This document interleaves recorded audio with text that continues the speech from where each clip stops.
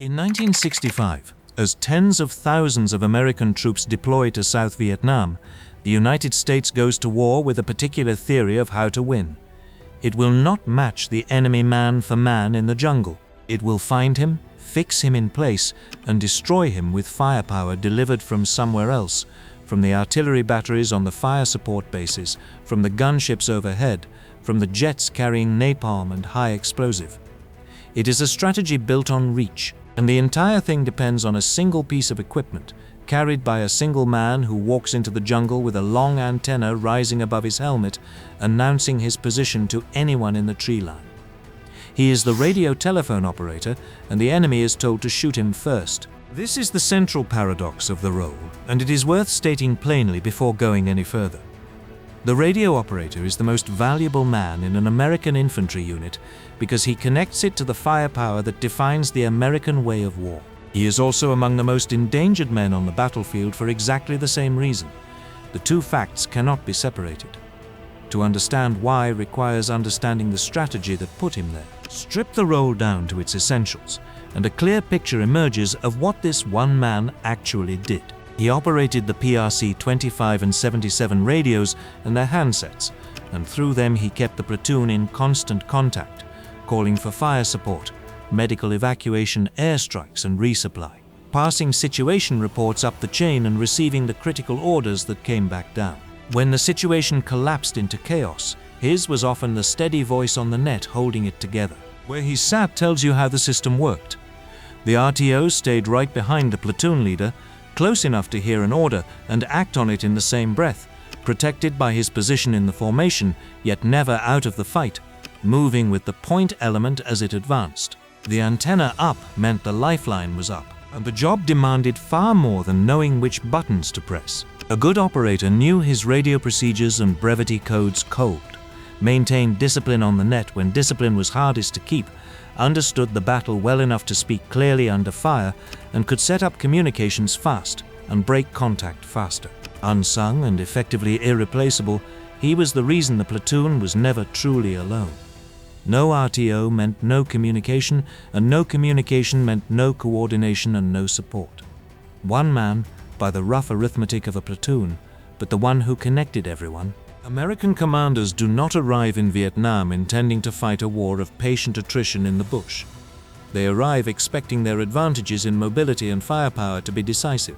Under General William Westmoreland, the plan is to take the fight to the Viet Cong and the North Vietnamese in large engagements where American supporting fires can be brought to bear, inflicting casualties heavy enough that the insurgency cannot be sustained. To achieve this, U.S. troops carry out search and destroy operations, sweeping areas of suspected enemy activity to make contact. Once contact is made, the unit is meant to hold the enemy in place while it calls down artillery and airstrikes to finish him. The ideal engagement is not a rifle duel. It is a phone call that summons annihilation. But a phone call requires a working line, and in the jungles and highlands of South Vietnam, that line is radio. The shells on the firebase are useless if no one can direct them. The helicopters at the airfield are useless if no one can summon them. The link between the man on the ground who can see the enemy and the firepower that can destroy him runs through one device and the soldier who carries it. This is why every American platoon treats the radio as its most important asset, more important in many ways than any individual weapon. And it is why the man who carries it occupies a position the enemy comes to understand with great precision. The equipment that defines the role for most of the war is the PRC 25, known to the troops as the Prick 25. It enters widespread service in the early 1960s as the standard squad and platoon radio, more reliable than what came before, able to work across a wide band of frequencies, rugged enough to survive jungle conditions. A later version, the PRC 77, adds secure encrypted transmission, which matters because the enemy monitors American radio traffic and exploits anything sent in the clear. Yet the basic physics of the device never change across the war. To push a signal through dense vegetation and over the ridgelines of the central highlands, the radio needs a long antenna. The set carries either a short whip of around 3 feet or a long whip extending nearly 10 feet into the air. The long antenna gives range. It also gives the operator's position away to anyone within sight. This is the trade-off at the heart of the role, and there is no clean way around it. The men who carry these radios are, for the most part, not specialists. Becoming an RTO does not require a separate military occupation in the way that being a medic or a mortarman does. Most operators are ordinary riflemen, handed the radio because they are capable, dependable, and can be trusted to keep a transmission clear and correct while under fire. Their training comes partly from formal instruction and partly from the hard schooling of the field. An operator has to master the phonetic alphabet and the rigid grammar of military radio traffic, the conventions that strip a message down to its essential meaning so nothing is misheard in the noise of contact. He has to call for and adjust artillery fire, reading map coordinates and walking the rounds onto a target while the enemy shoots back. He has to manage the batteries, which drain quickly and weigh heavily, because a dead radio in a firefight is a death sentence for everyone around it. Of all those skills, the one that is invisible from the outside and decisive in practice is the handling of a call for fire. Military radio communication in Vietnam runs on rigid conventions built to function in the worst conditions when the signal is broken by static and the operator is frightened and breathing hard, and a single misheard digit in a grid coordinate can land friendly shells on friendly positions. Stations use call signs that change periodically to deny the enemy the ability to map the American order of battle from intercepted traffic. A call for fire follows a precise sequence, identifying the observer, locating and describing the target, specifying the volume of fire wanted, then adjusting each round by reporting how far and in what direction it fell from where it was meant to land. Done correctly under fire, this is what turns a heavy box into the deadliest weapon a platoon possesses. A single competent observer with a working radio can bring the fire of an entire battery onto a target in minutes, multiplying the combat power of a few dozen infantrymen many times over. The enemy can choose when and where to fight, but he cannot easily escape the shells once the operator has fixed his position. This is the equation the Viet Cong and North Vietnamese have to solve. Their answer is consistent across the length of the war. Break the radio before it can speak, and the equation collapses. That answer is reflected in how they fight. As early as 1963, observers of Viet Cong tactics note their skill at the well-planned ambush, and as American units flood into the country, those ambushes acquire a clear priority of targets. The enemy is instructed to identify and kill officers and radio men first, specifically to prevent air support and artillery from being called in. Most attacks are over in minutes, which is precisely the window in which the radio either functions or does not. Kill the operator in the first seconds, and you buy yourself the time to do your work and vanish before the firepower arrives. The instruction is not arbitrary cruelty. It is a rational response to American strength, and it tells you exactly what the enemy fears most. That position beside the platoon leader, established for the sake of speed and control, carries a cost that the enemy is quick to exploit. To anyone watching a patrol, the structure of the unit is legible at a glance. Men move in a loose file, but two figures almost always travel together, the officer or senior sergeant who makes the decisions and the man with the antenna who connects those decisions to the outside world. This places the RTO within a few steps of the most valuable target in the unit at almost all times, and the long whip antenna marks both of them at once. Taking out the operator accomplishes two things in a single burst. It silences the unit's call for help, and it frequently catches the leader standing right beside him. The physical burden compounds the danger.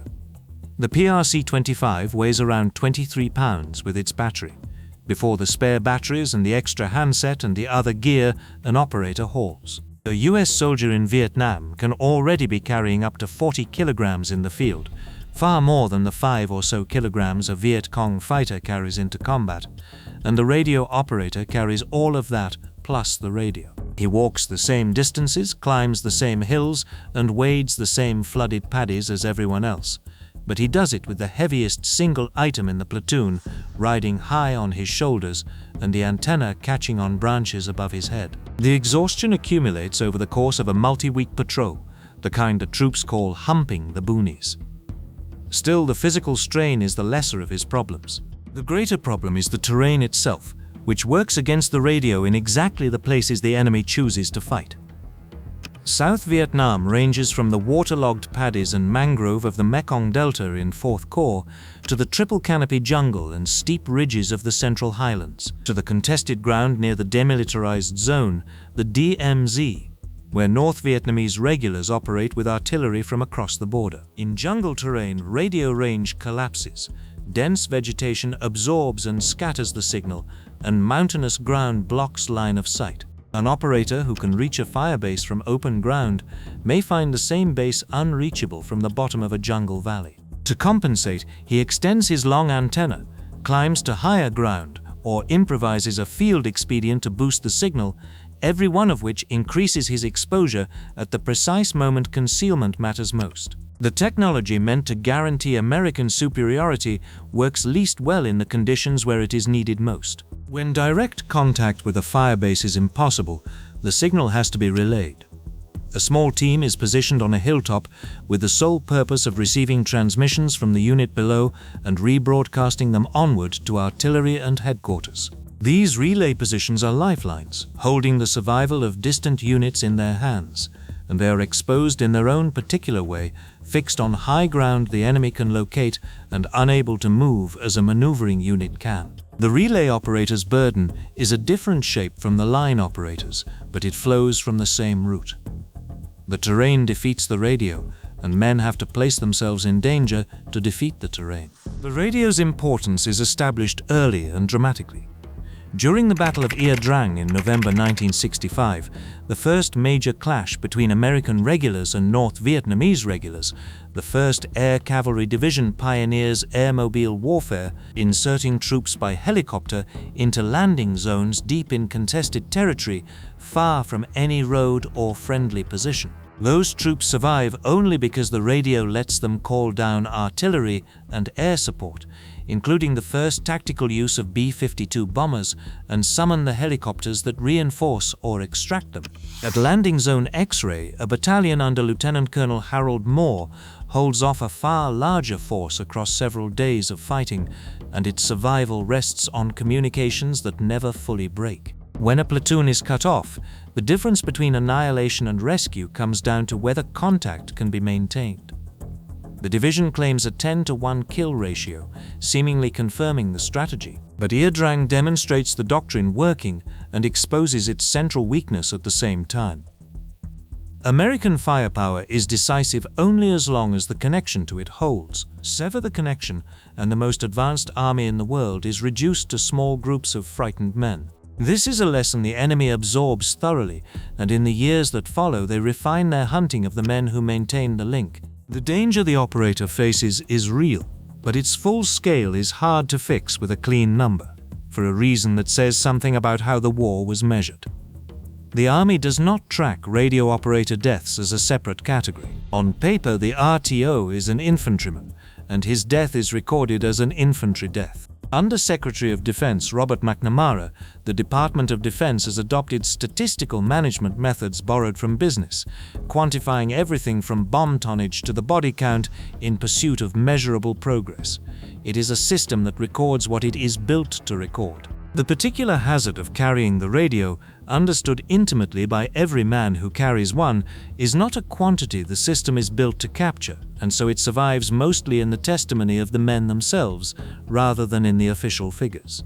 The metric, here as elsewhere in this war, measures what is easy to count and misses what matters. What the men know, they act on. Experienced soldiers learn to disguise the role wherever they can. Operators bend or shorten their antennas when range allows, taping them down or tying them back so the telltale whip does not rise above the formation.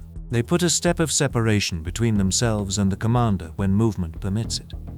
They vary the routines that make them predictable.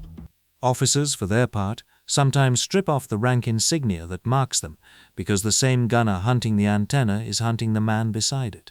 These are field adaptations, learned through loss and passed along through the informal education that keeps soldiers alive. They reflect a broader truth about this war, that the gap between doctrine as written and doctrine as practiced is filled by the improvisation of the men who have to make the system work. The manuals describe radio procedure and antenna theory. They do not describe how to carry a radio in a way that might keep you alive when every enemy fighter has been told to shoot you first. The mental demands are their own kind of attrition. An operator is never fully off duty the way a rifleman sometimes is. The net has to be monitored constantly, kept open for transmissions from higher headquarters, from adjacent units, from the fire bases. In night defensive positions, operators rotate through radio watch, listening to the low hiss of the handset for situation reports and coded check-ins confirming the surrounding units are still in place and still alive. An operator learns to sleep with the handset against his ear and wake instantly at the sound of his call sign, absorbing and relaying information while exhausted past the point most men could function.